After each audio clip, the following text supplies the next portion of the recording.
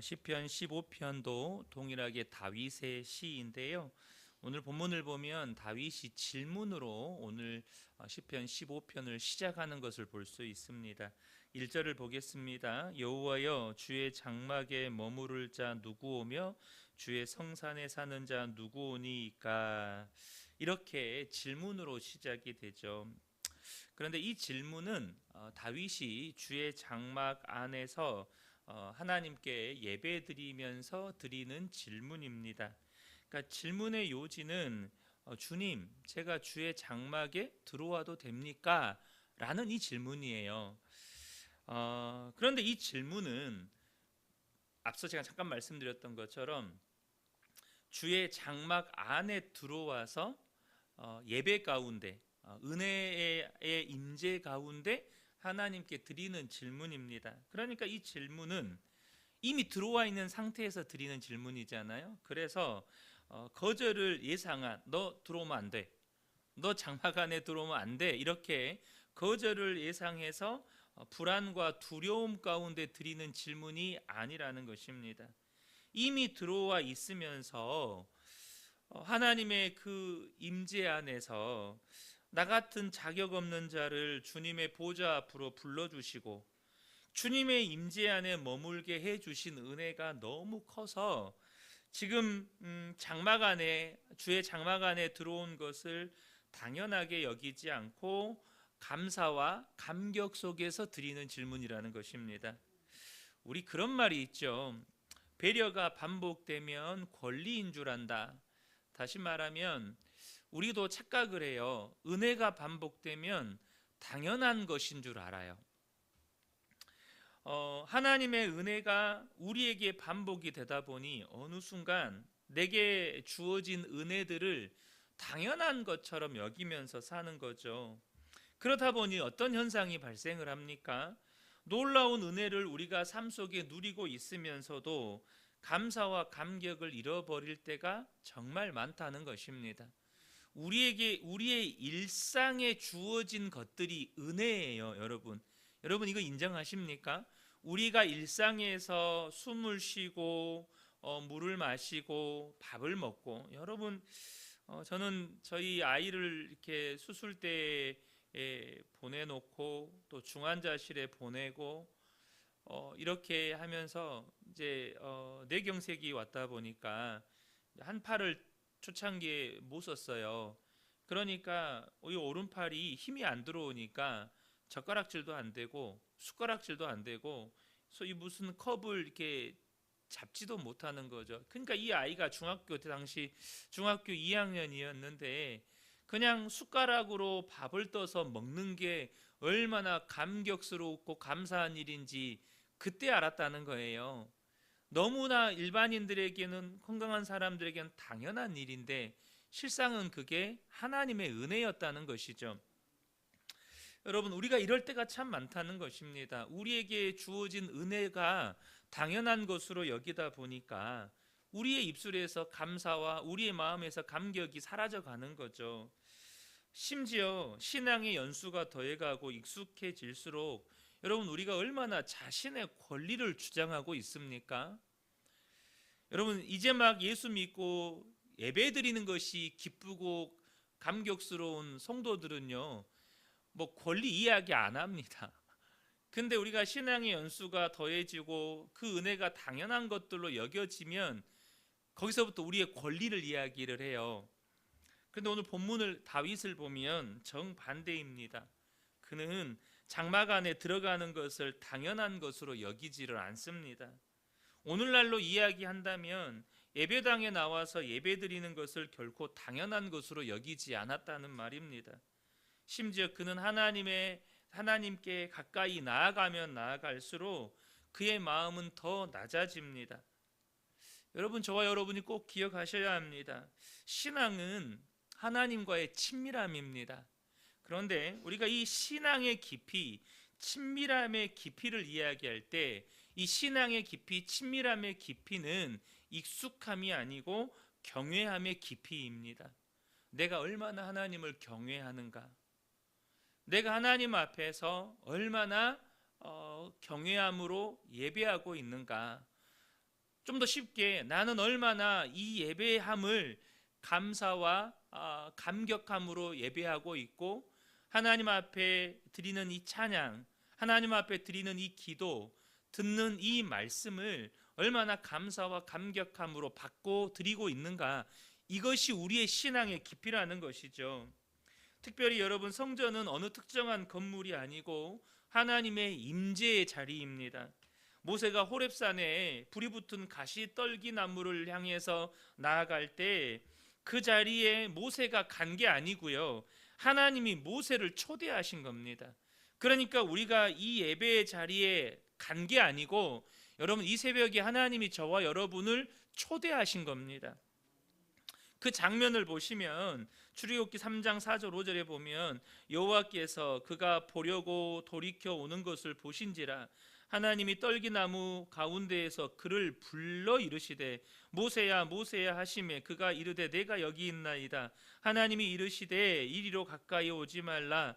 내가 선 곳은 거룩한 땅이니 내 발에서 신을 벗으라. 이렇게 말씀하십니다. 하나님이 모세를 부르셨고 그가 가시떨기 나무 아래로 왔을 때 그분과 하나님의 그 임재 아래 모세를 부르시고 하나님과 대면하게 하시려고 그 발에 신발을 벗게 하셨습니다. 부르신 분도 하나님이시고 그분의 임재 가운데 초청하신 분도 하나님이십니다. 그래서 여러분, 다윗이 오늘 본문에 주의 장막으로 들어간다라는 표현을 쓰고 있잖아요. 주의 장막에 머무를 자 누구 오며 성산에 사는 자 누구 오니까, 누가 주의 임재 안으로 들어갈 수 있습니까? 이 질문이거든요. 그런데 여러분, 이 들어간다는 이 들어감이라고 하는 것은 내가 자리를 이동하는 게 아니고요, 하나님이 초대하시는 것입니다. 하나님이 초대하시는 거, 여러분 기억하셔야 합니다. 여러분을 하나님이 이 자리로 초대하신 겁니다. 내가 새벽에 알람 맞춰가지고 잠을 깨워가지고 내가 이 자리에 나온 게 아니에요. 물론 거기에 분명히 여러분의 의지가 있었고 여러분의 수고가 분명히 있었습니다. 모세도 떨기나무 아래까지 그 불빛 보고 본인이 거기까지 올라온 거예요. 근데 여러분, 그 자리에 어떻게 들어간 겁니까? 하나님이 초대하셨습니다. 여러분, 주님의 임재 안에 하나님이 저와 여러분을 초대하신 것입니다. 내가 왔다가 아니라 하나님이 부르셨다입니다. 이런 인식이 없으면 여러분, 우리가 예배를 드리더라도 우리의 예배 그리고 교회 생활, 이 모든 것들이 그냥 사람들을 만나는 교제가 되고, 예배는 그냥 내가 예배에 참석하는 게 되는 거예요. 기도는 하나님 앞에 내 요구사항만을 주저리 읊는 것으로 끝나버리는 거예요. 여러분, 내가 온 게 아닙니다. 하나님이 부르신 것입니다. 그래서 여러분, 신앙생활을 내가 왔다가 돼버리면, 내가 온 것이 돼버리면 그 신앙생활은요, 나랑 뭐가 안 맞거나 혹은 내 감정이 상하는 일이 생기면 나를 부르신 그 자리를 언제든지 박차고 떠나버리는 겁니다. 여러분, 꼭 기억하시면 좋겠습니다. 여러분이 어떤 이유로 이 자리에 있는지 저는 다 알지 못합니다.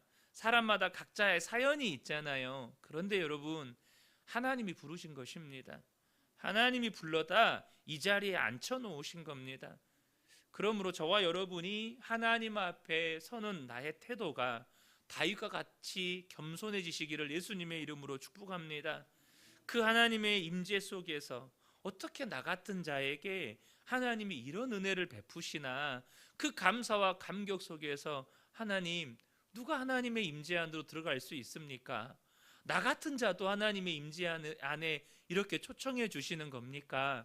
여러분, 이것이 참된 신앙인의 태도라는 것입니다. 우리가 어제 나누었던 시편 14편은 어리석은 자는 하나님이 없다고 말한다고 이렇게 기록을 하잖아요. 근데 오늘 15편은 그 14편에 이어서 질문을 해요. 그렇다면 어리석은 자는 하나님이 없다고 말하는데, 그렇다면 하나님 앞에 설 사람은 누구입니까? 라고 질문을 하는 겁니다. 그런데 이 15편에 묘사된 하나님 앞에 설 수 있는 사람들의 그 모습은 굉장히 현실적입니다. 어떤 종교적인 특징이 아니고 우리의 삶의 모습으로 설명을 한다는 거예요. 예를 들면 야, 기도를 하루에 3시간씩 하고 또 예배는 이렇게 드리고 교회에서 봉사는 이렇게 해야 너희가 하나님 앞에 설 수 있는 거야, 이렇게 말하지 않고 우리가 일상에서 어떻게 살아가야 하나님 앞에 설 수 있는 자이다 인지를 설명하고 있다는 것입니다. 그래서 2절부터 보면 정직하게 행하며 공의를 실천하며 그의 마음에 진실을 말하며 그의 혀로 남을 허물하지 아니하고 그의 이웃에게 악을 행하지 아니하며 그의 이웃을 비방하지 아니하며 그의 눈은 망령된 자를 멸시하며 여호와를 두려워하는 자를 존대하며 그의 마음에 서운한 것은 해로울지라도 변하지 아니하며 이자를 받으려고 돈을 꾸어주지 아니하며 뇌물을 받고 무지한 자를 해하지 아니하는 자이니 이런 일을 행하는 자는 영원히 흔들리지 아니하리이다. 이렇게 설명을 합니다. 여러분, 누가 하나님 앞에 설 수 있습니까? 예배의 자리에서 하나님 하나님 하면서 그렇게 예배를 드리는데 삶의 현장에서는 이웃의 연약함을 보고 허물을 덮어주지도 않고 그들의 연약함을 비방하고 그러고 있다면 여러분, 그 예배는 소리일 뿐 하나님의 임재는 없다는 것입니다. 그 예배는 그냥 요식행위라는 거예요. 우리가 예배의 자리에서는 손을 들고 하나님을 찬양해요. 근데 삶의 현장에서는 예배의 자리에서 든 손을 가지고 이웃을 핍박해요. 그거는 예배가 아니라는 겁니다. 그 사람이 드리는 예배는 결코 하나님의 임재 안에서 드리는 예배가 될 수 없다는 것입니다. 여러분, 하나님은요, 우리의 찬양이나 우리의 기도나 우리의 설교가 얼마나 완성도 있느냐를 보시는 게 아니고 우리의 예배와 삶의 일관성을 보십니다. 우리의 예배와 삶의 정결함을 보시는 거예요. 제가 얼마나 설교를 잘하느냐 안 보십니다. 우리 성도님들이 얼마나 예배를 정말로 멋있게, 정말로 예배를 잘 드리느냐 이거 안 보셔요. 얼마나 기도를 유창하게 하느냐 안 보십니다. 근데 예배 때 든 손과 내가 이웃을 향해 내민 손이 똑같냐 이걸 보십니다. 예배 때 내 입술의 말과 내가 삶의 현장에서 이웃들과 교제할 때 내 입술의 말이 똑같냐를 보신다는 거예요. 예배에서의 손과 삶의 현장에서의 손, 예배에서의 입술과 삶의 현장의 입술의 일관성, 그 정결함과 거룩함을 보신다는 것입니다. 예배는 결코 특정한 장소나 특정한 공간에 국한되지 않습니다. 다시 말해서 교회가 정한 시간에 예배당에 모여서 정한 순서를 따라서 드리는 것이 결코 예배가 아니라는 거죠. 물론 그게 예배입니다. 그런데 그게 예배의 전부가 아니라는 거예요. 우리가 삶의 현장에서 어떻게 돈을 벌고 어떻게 돈을 쓰고 또 이웃과 어떻게 관계를 맺는지가 우리의 예배의 내용이라는 거죠.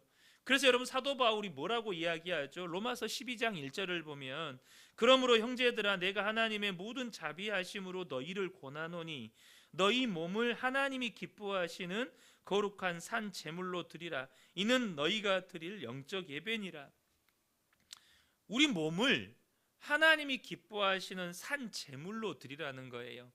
다시 말하면 우리의 삶을 하나님이 받으실 만한 제물이 되게 하라는 것입니다. 그런데 예배당에서는 하나님을 향해서 손을 들었는데 삶의 현장에서는 그 손을 가지고 이웃을 때려요. 그것이 돈의 관계든지 혹은 뭐 어떤 문제든지 예배당에서는 하나님을 향해 이렇게 거룩하게 손을 들었는데 삶의 현장 가서는 이웃의 뺨을 때리고 있어요. 그럼 그것은 절대 이곳에서 드리는 예배조차 예배가 아니라는 것입니다. 이곳에서 드리는 예배는 그냥 종교 행위일 뿐이라는 거예요. 여러분, 이웃사랑은 단순히 선한 감정이 아닙니다. 우리에게 주어진 매일의 삶 속에서 주님의 말씀에 순종하는 선택의 연속입니다. 주의 말씀에 오늘도 순종함으로 이웃을 사랑하는 것입니다. 돈 앞에서, 관계 앞에서, 이익 앞에서 하나님이 기뻐하시는 하나님 닮은 결정을 할 때 그 삶은 이미 하나님의 임재 안에, 하나님의 장막 안에 있는 것입니다. 사랑하는 성도 여러분, 저와 여러분이 이러한 예배자 되시기를 축복합니다. 이 자리에 나와 있는 게 당연한 게 아닙니다. 주님의 초청이고 주님의 초대입니다. 하나님의 은혜입니다. 그러니 우리의 예배가 어떻게 종교 행위가 될 수 있어요? 기쁨과 감격과 감사함 속에서 예배 드리는 것이죠. 그런데 그때 들었던 우리의 두 손이 이웃을 향해서도 친절과 사랑이어야 한다는 것입니다. 근데 주님을 향해서는 감사와 감격 속에서 손을 드는데 이웃의 뺨을 때리고 있다면 그것은 감사와 감격 속에서 예배 드리는 거 아닙니다. 그냥 자기 감정에 충실해서 종교 행위를 하는 거예요. 여러분, 저와 여러분의 이 손이 주님을 향해서 두 손을 들었다면 이웃을 향해서도 언제나 펴져 있는 손이 되시기를 축복합니다. 우리가 그렇게 하나님 앞에 예배당에서만 예배드리는 자가 아니라 우리의 삶으로 예배드릴 수 있는 복된 분들 되시기를 예수님의 이름으로 축복합니다.